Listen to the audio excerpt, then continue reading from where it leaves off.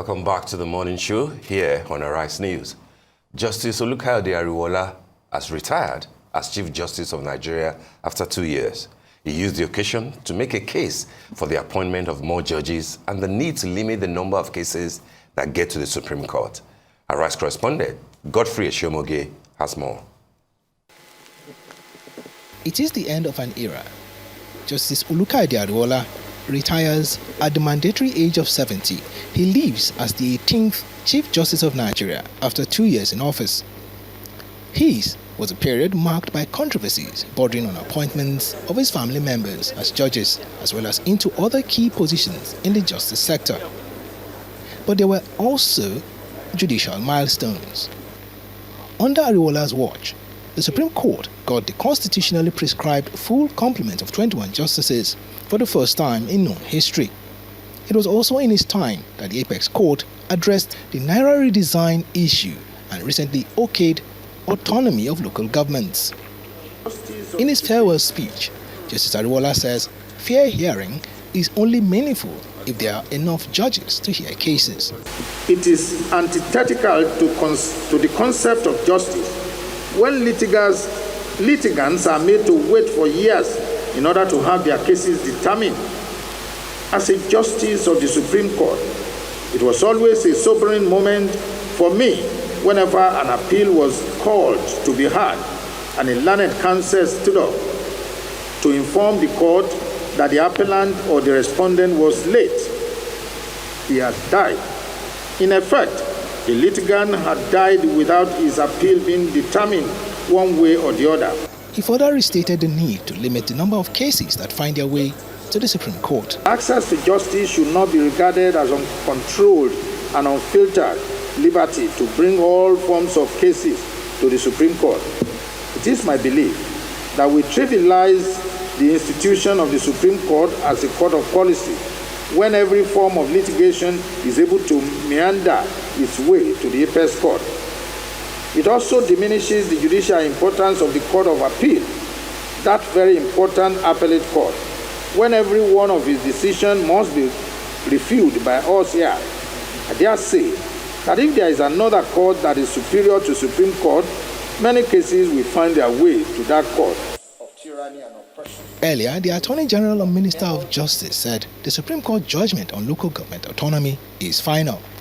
We are not unaware of the threats and noise of reprisal attack by some, although not all, of the principalities affected by the epic and locus classicus judgment of the Supreme Court, who are threatening fire and brimstone in a matter that has been settled and laid to rest, finally by our court.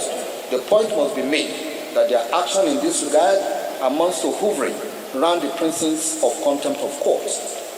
I urge my colleagues at the subnational level, the attorneys general, to effect affected by this, to eradicate, to educate and offer sound legal advice, even though it is tried and too elementary. It should be tried and too elementary to everybody that no appeal lies against the decision of the Supreme Court. The Justice Ariwola era ends as he takes his final bow, ushering that of Justice Kekere-Ekun as the new Chief Justice of Nigeria. Godfrey Eshomoge, Arise News.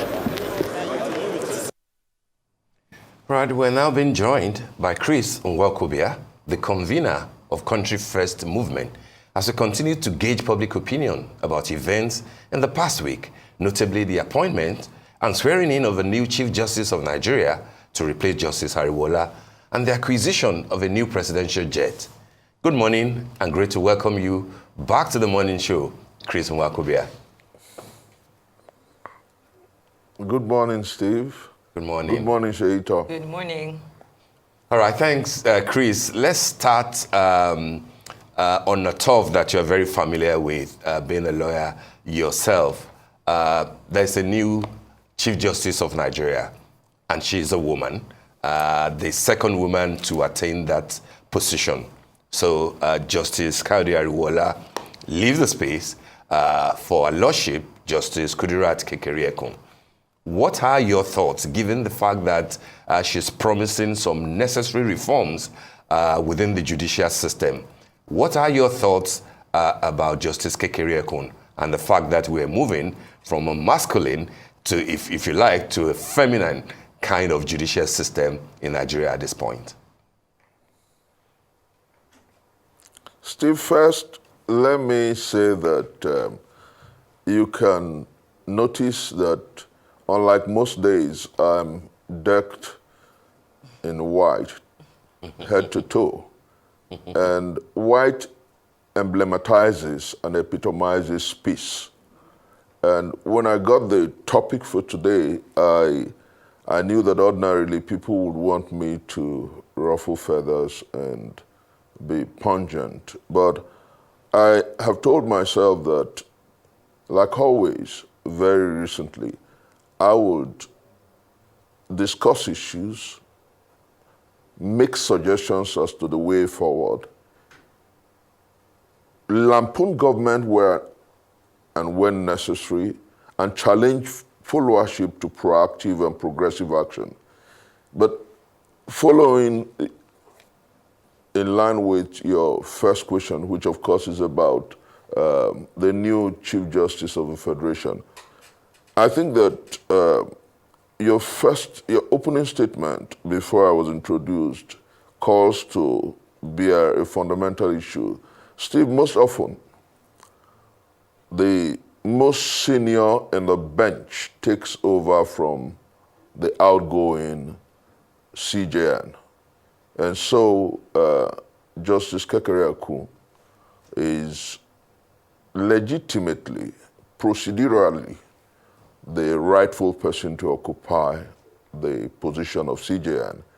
And also, very importantly,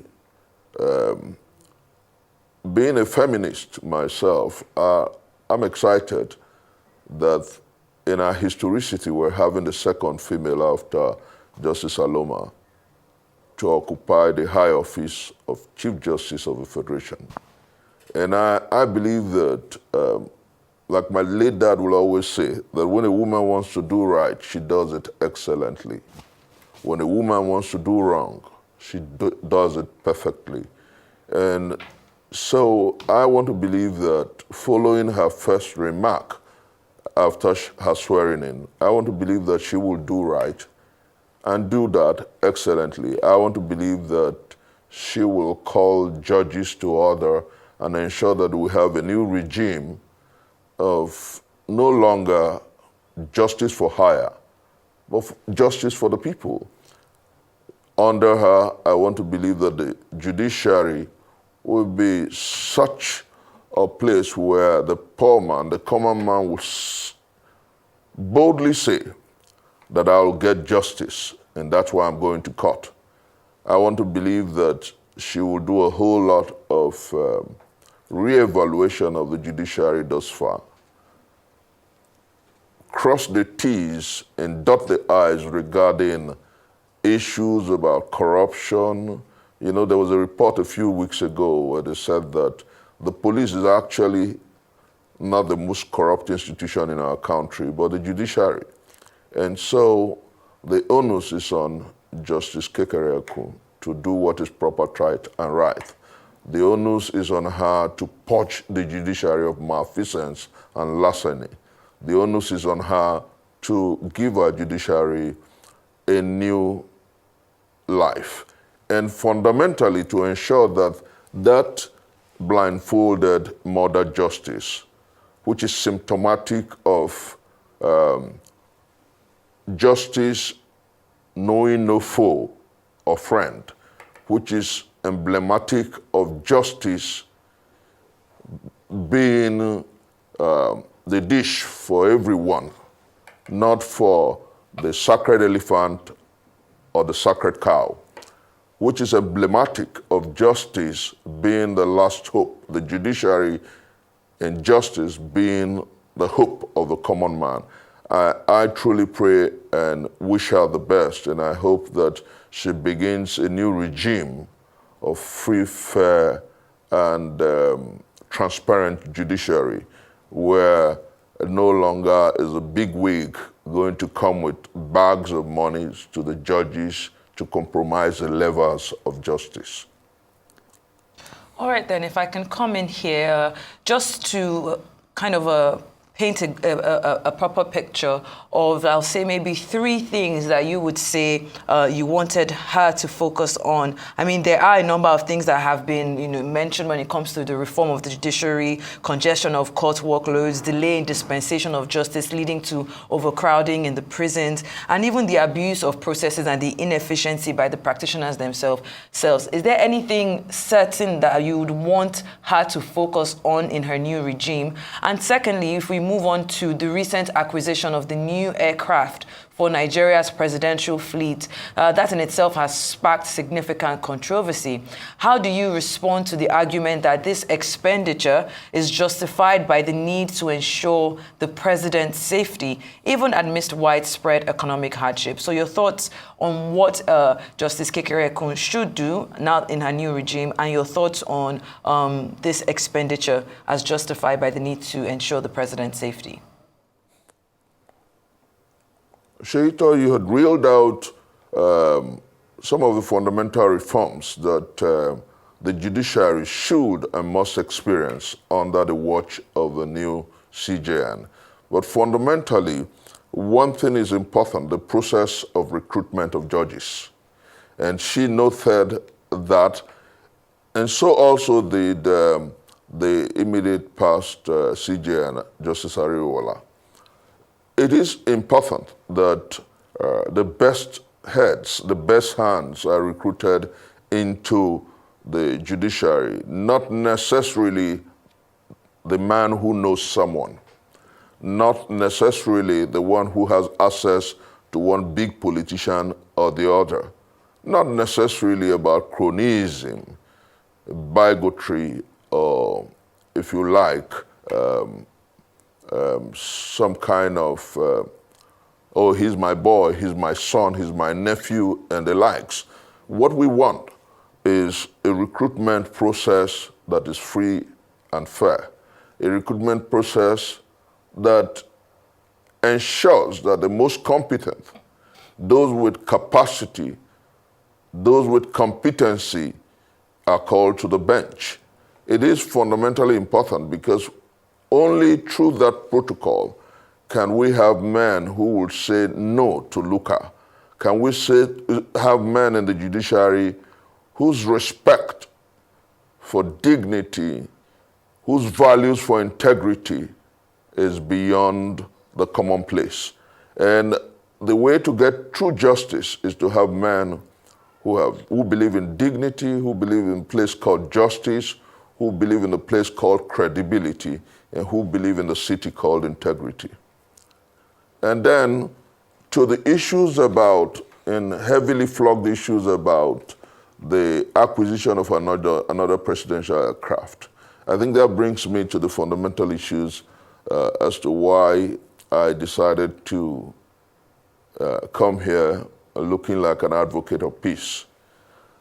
Oftentimes, when we talk about calling leadership to order, oftentimes when we insist that leadership must be responsible and responsive to the people, oftentimes when we call leaders to account, people say we are enemies of leadership. And that's absolutely untrue.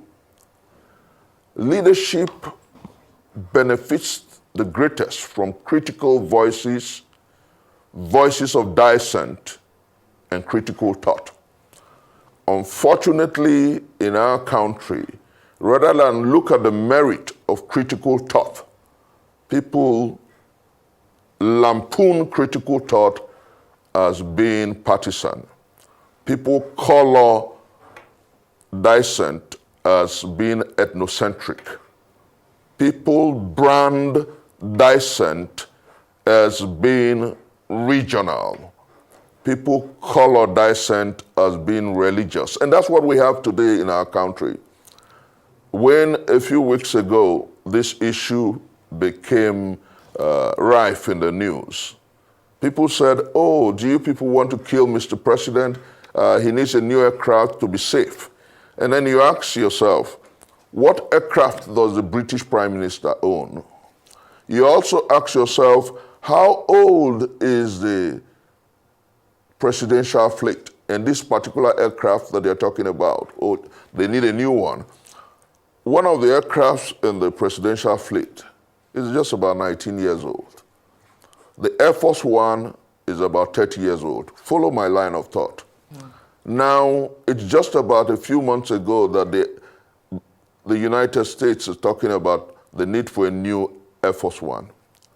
And then the Nigerian presidential fleet has well over 5 aircrafts. Why, at this point of hunger, disease, despondency, and want, do those who mind the presidency, do those who speak for the presidency, do those who advise Mr. President think that it is proper to get a new presidential aircraft? Why now? Do they not know about the need to look at issues and prioritize budgeting and expenses? Do they not know that the time is not auspicious for such expenses? And then, Steve, Sheyi, look at this broad-mindedly. Just a few months into the watch of the present administration, we spent about 24 billion naira for a new house for the Vice President of the Federal Republic of Nigeria at this time of horrendous poverty and hunger. A few months ago, under this present watch, the government goes spending about 100 billion in total for vehicles for 460 members of the National Assembly, the president's wife, the vice president, and the president himself. A few weeks ago, we see a monster on wheels, a Cadillac limousine beast for the president, when we know that consistently the dollar has been beating the naira. We're importing, we're buying foreign-made goods. And then you ask yourself, why all this? You have consistently told the Nigerian people to tighten their seatbelts. Why can't you lead by examples? People are not saying that we don't think that Mr. President has to be safe. We're talking about how auspicious are these expenditures? How auspicious is this profligacy, waste, and wanderlust? How auspicious are these expenses? And Steve, as I talk to you, those who truly love Mr. President should begin to help him break the chains of haters who have ensconced him, who have kept him away from truly feeling the pain of the Nigerian people. You know, I have said repeatedly that those in the mainstream media who romanticize leadership, who are wont to self-censorship, who remember to invite me only when I say about a few things I don't like about the leadership style of Peter Gregory Obi, or who remember to invite Kenneth Okonkwo only when he lashes out on Peter Gregory Obi, or who increasingly do not think that Dele Faro to me is a good face to be on mainstream media, must understand that romanticizing leadership is helping nurture and manure the emergence of dictatorship and autocracy. And what happens ultimately when you nurture authoritarian rule is that almost always, like the man-eating ogre, it comes first after the media before it comes for people like us. And so what we must do as a people is allow the voices of dissent, allow critical thought that means well for the country and the presidency. It is absolutely wrong timing. It is absolutely inauspicious for the president and his minders to go buying a new presidential aircraft. And at that, an aircraft worth about $150 million at this point on austerity, pain, pangs, and angst, I think is absolutely wrong. But I want to say largely that the reason I'm here is to help our people understand that those who differ from government, I have said time and again that, and I say this, Steve, with deep sense of commitment, that opposition is a pristine street in the city called patriotism. That truth is the beautiful street in the city called brotherhood. If we must move our country forward, for instance, Steve, we must learn, government must stop being the divider in chief. And you will understand what I'm trying to say, Steve, if you listen carefully. Government must stop being the divider in chief and become the unifier in chief. And what am I trying to say? Just a few weeks ago, young Nigerians came up and said that they were going to be involved in a protestation for end of bad governance. And rather than hear them out and talk with them, government got involved in getting people to say people in the South should not join. A certain deputy speaker of the National Assembly addresses and releases a video where he was saying that Igbos should not join, that Igbos will be victimized if they join. And then you ask yourself, the number 4 citizen of the country pandering to ethnic and primordial embers. How sad.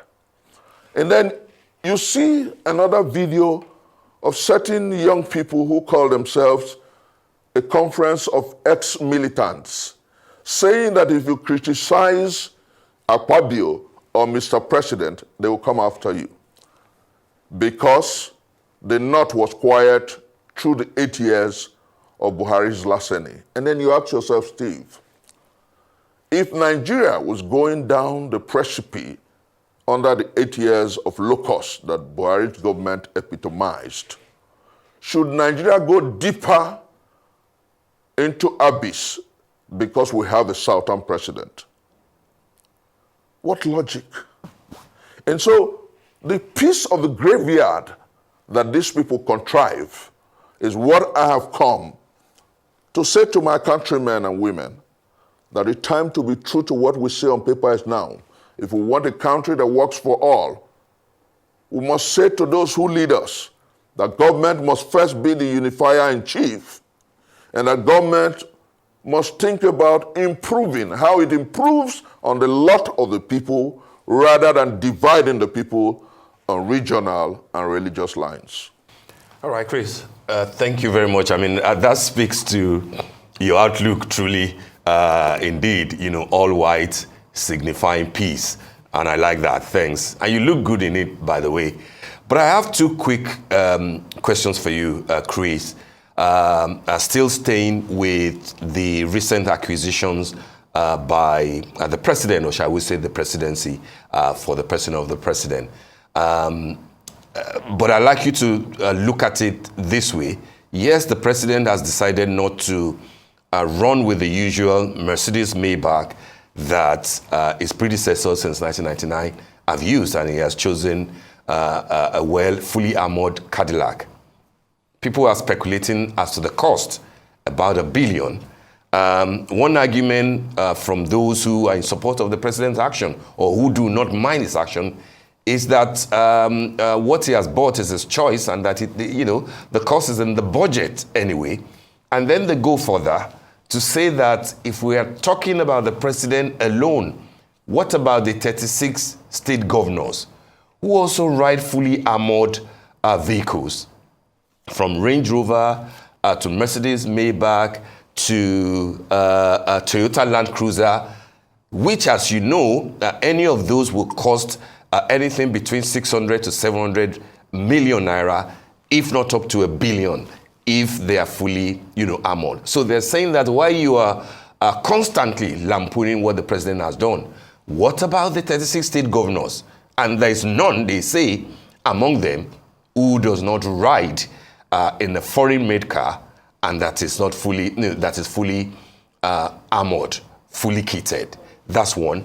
The second part will be to know your thoughts, Chris, about from a plane to a Maybach and then tied to the change in the national anthem. Does this have to do with the fact that President Tinubu does not want to toe the same line as former President Obasanjo? He dispensed with the anthem, the national anthem that Obasanjo, created. He didn't want to ride the type of vehicle that Obasanjo rode. And now he also doesn't want to fly in the same aircraft that, President Obasanjo bought in his first term. Is this about the two gentlemen, or you think that there's more to it? Steve, interestingly, in dealing with the first question, last week I wrote a piece that went very viral. It was in Phoenix and across several platforms where I talked about people who have confronted me with questions as to, oh, you're every so often lampooning the goings-on at the center.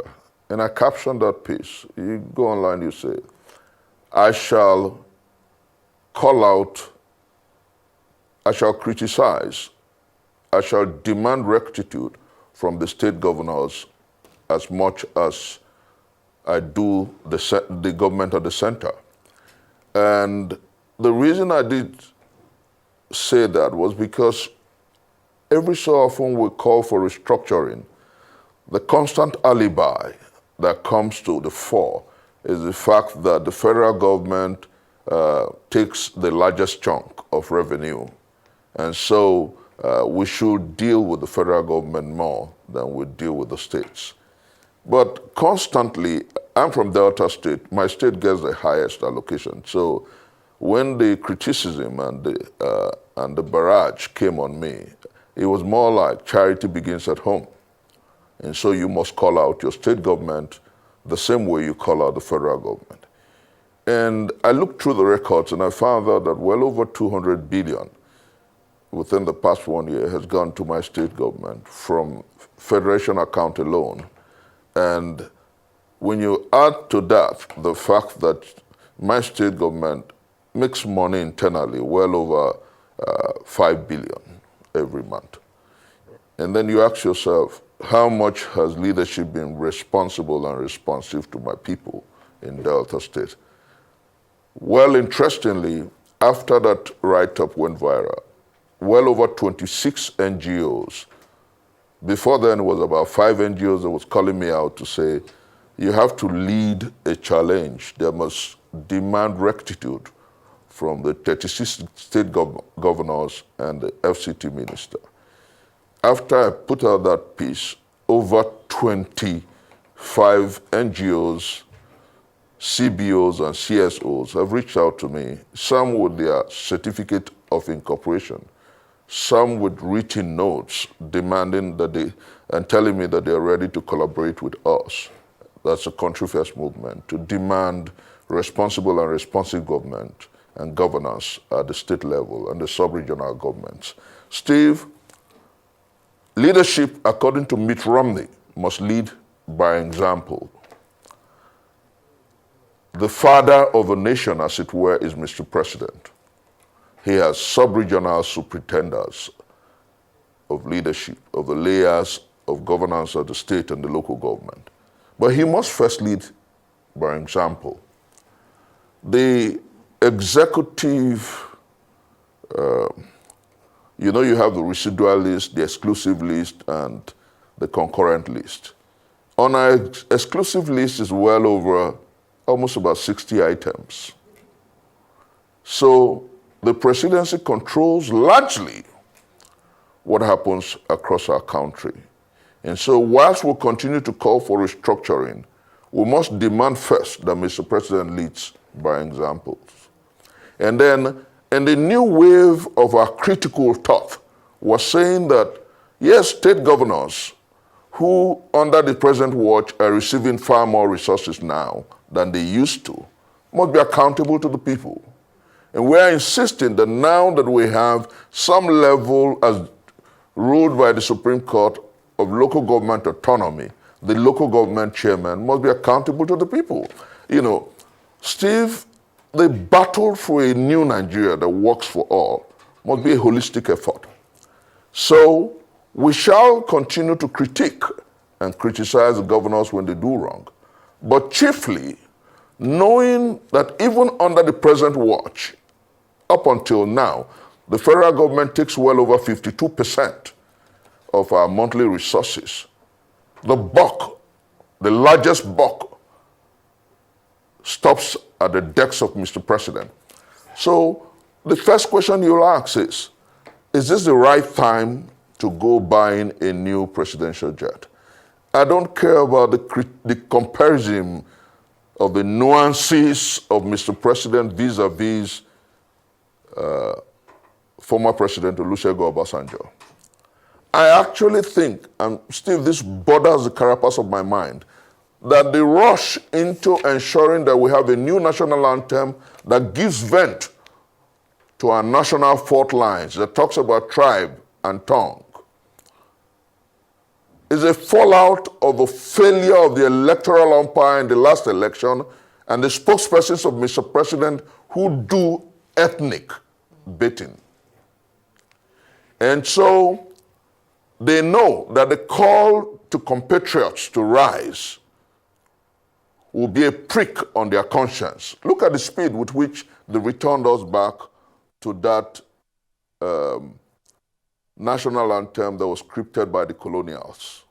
Nigeria will hail thee. Look at the speed with which Mr. President signed it to law. And so for me, I think that it is beyond the ordinariness of those who are comparing the actions of Mr. President with what former President Obasanjo did in power. The time has come for us to properly put issues in proper perspective. We must understand the future, that the future of Africa, and indeed the black people all over the world, devolves on what we do as a nation. For those who are saying that the North does not want Tinubu to succeed, I ask a very cheeky question. If Tinubu understands that the South wants him to succeed, what's Nnamdi Kanu still doing in detention? If the ex-militants are rooting for Akpabio and Tinubu, why can't they find a political solution to the challenge of the people in the Southeast? For over 4 or 5 years, Mondays in the whole of the Southeast, apart from what my friend, the governor of Enugu State, is doing now, which is trying to ensure that the Southeast returns to work on Mondays. Understanding that tied to the continued incarceration of Nnamdi Kanu is that seat at home. Why is Tinubu, who understands that he's a Southern president, quote and unquote, not working to resolving that challenge? So I think that the time has come for us to put issues in proper perspective and tell our people that the challenge before us is beyond ethnicity and religion. Hunger is indiscriminate of ethnicity. Poverty is indiscriminate of religion. Want is indiscriminate of region. What affects Musa and Karo Namuda affects Ekaite in the South-South. Okay, I'd like to come in here, Dr. What affects Nwokobia. Tunde in the Southwest affects Chukwudumebi in the South-South. And these are fundamental issues.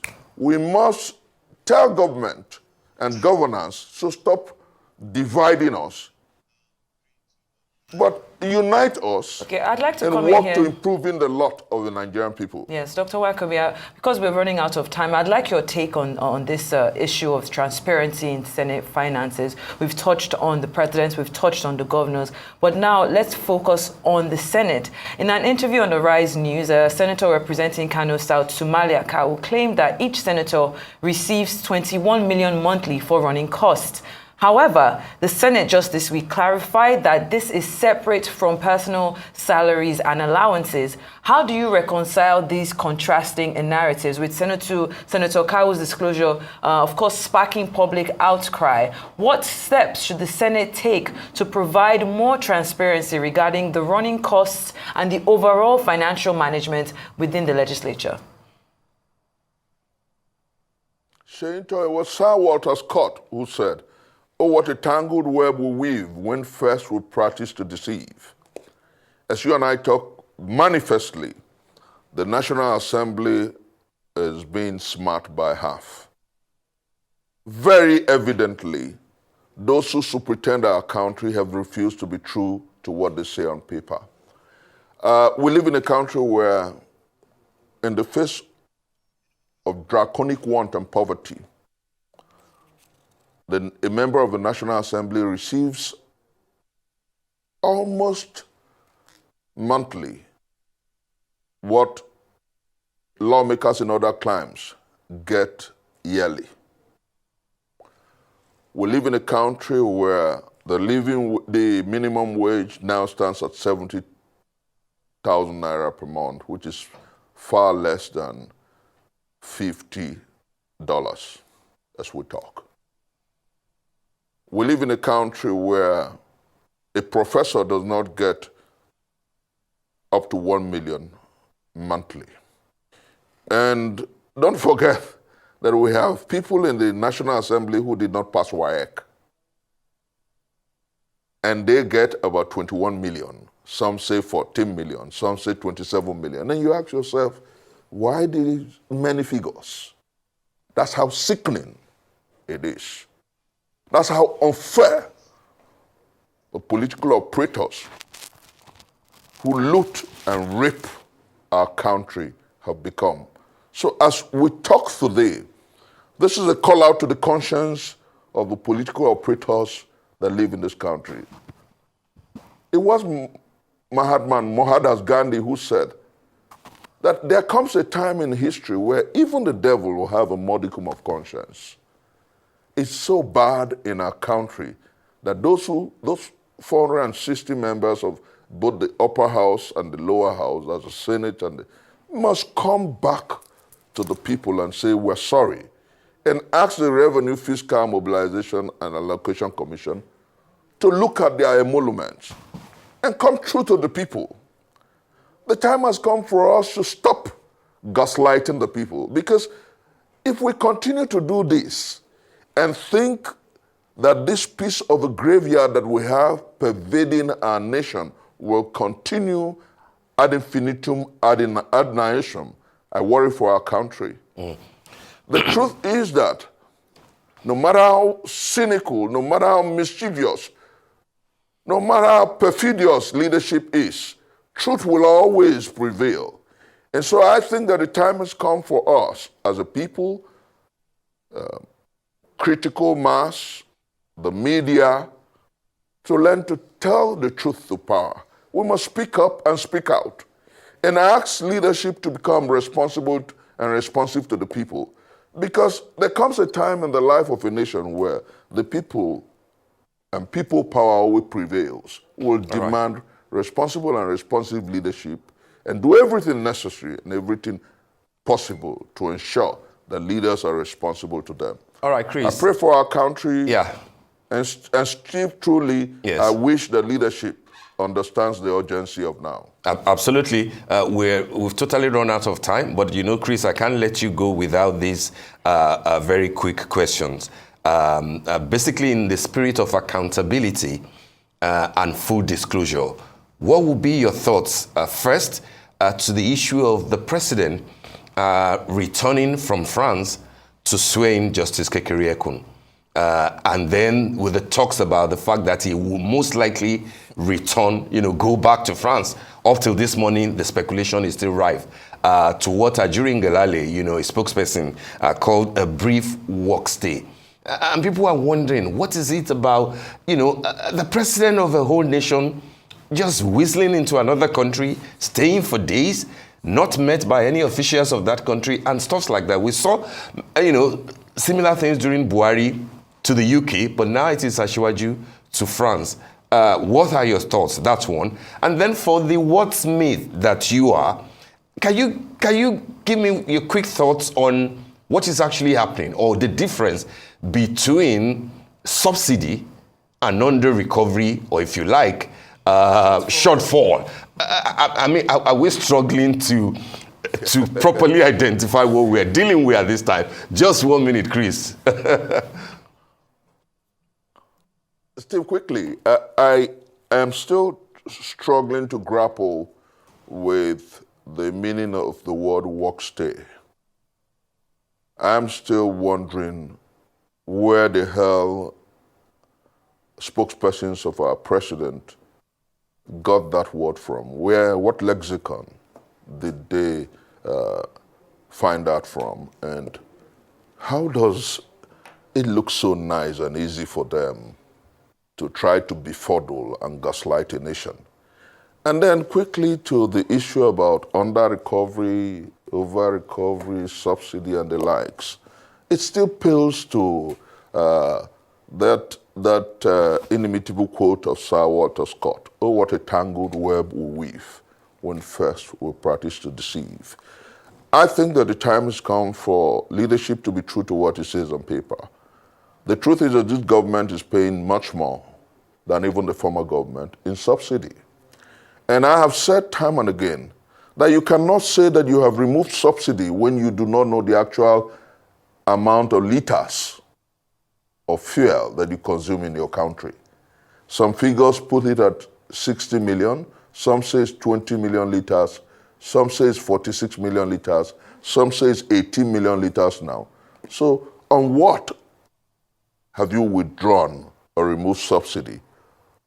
On what are you paying subsidy? So I think that the gibberish, the tummy rough that they threw upon our political space in the name of subsidy or the removal of subsidy is something that the analytical mind is subjecting to proactive forensic. I want to say, Steve, and that's been the quote that I've ended most of my pieces with. Over my head, I see a new Nigeria in the horizon. Nigerians will rise consistently to ask questions, and Nigerians truly, truly want President Bola Ahmed Tinubu to succeed. But his greatest enemies are those who are around him, are those who do not want to tell him the truth, are those who do not want to ask him to put the people first. And like my movement says, it will always be country first. Yeah. Nigeria will get it right sooner rather than later. And Chris, we shall be proud to give leadership to Africa and the black race. Chris Nwokobia, convener, Country First Movement, want to thank you for the enlightenment this morning on The Morning Show. Thank you indeed.